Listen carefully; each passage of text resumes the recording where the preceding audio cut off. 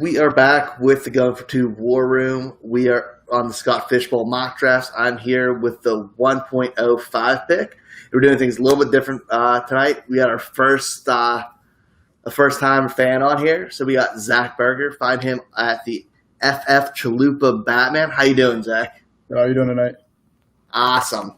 So this is your first Scott Fishbowl too, then I think? It is, yep. I did a satellite last year. Awesome. And you did a satellite last year? Mm-hmm.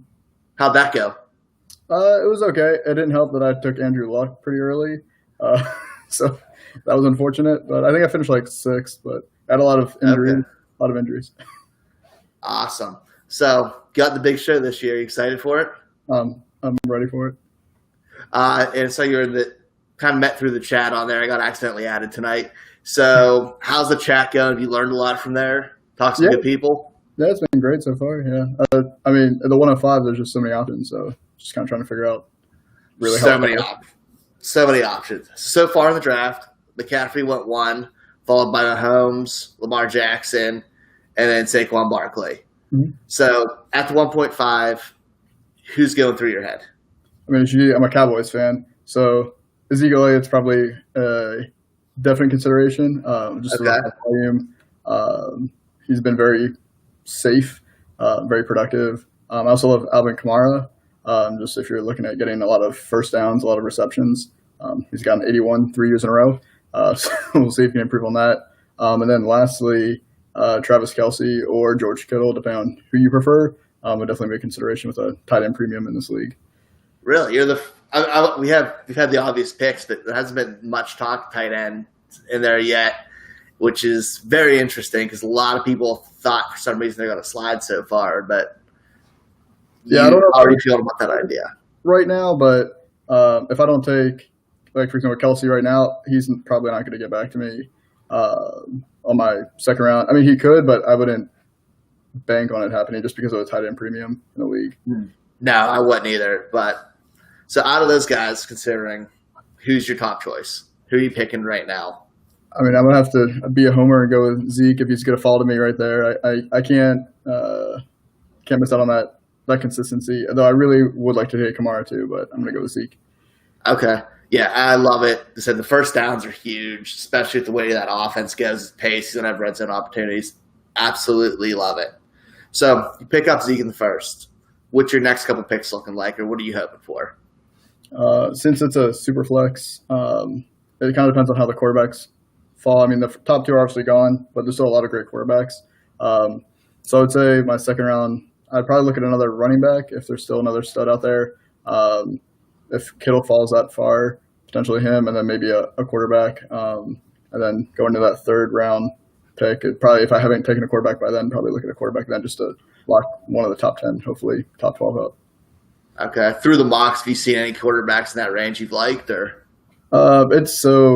it varies from mock to mock so much. I mean, sometimes you see someone like Breeze go crazy high because of his completion percentage with the new rules, and then sometimes he falls. Especially if I end up taking Kamara at that 5, if Zeke is already picked, that's not really a bad combo getting Kamara and Breeze in there. So now, would you take Breeze in the second if he's there? I would definitely consider it. It really depends on who's available. I don't want to lock myself into having to take a QB that second pick. Like with the way this league is set up, you never know who could fall. There could be a stud wide receiver there too. But I'm definitely looking more towards a running back or a quarterback first, just because there's so many wide receivers this year. Okay, and do you have a plan on how you want to fill out the roster from there on out? I mean, for me, it's just as much depth as possible since you're starting so many players, and I mean, there's no trades, and the waiver wires can be really thin. So, really, just trying to stack up as many running backs and wide receivers as you can. I'm not really going to be too focused on tight end after I get one. I'll grab a second one later on. And then quarterback, since it is a super flex, I probably would like to leave off with 3, just to be safe. Okay. And do you want to handcuff your running backs with the no trading in the flyer, or do you want to just kind of hit a little bit everywhere? It would depend on the running back. Like taking Zeke in the first, I would definitely consider Pollard if he falls to the right spot, but I wouldn't want to reach too far for a player like that. I'd rather just diversify my my team because otherwise Potter's just sitting there doing nothing for me every week unless he gets hurt.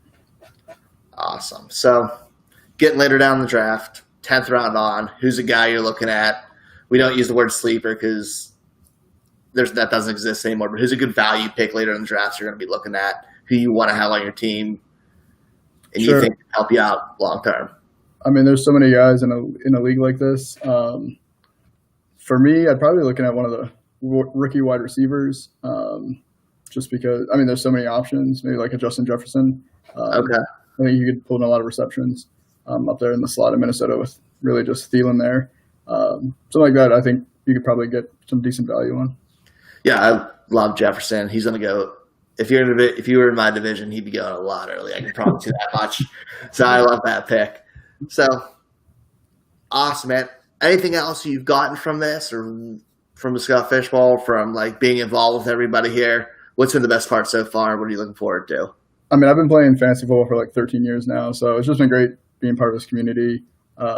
Just kind of seeing somebody out there. It's a very friendly community, which is very unlike most of Twitter. So Yes. it's nice just to be around a lot of people that have the similar interests, and you can kind of just bounce off ideas, share thoughts, and learn a lot, and just have fun doing it.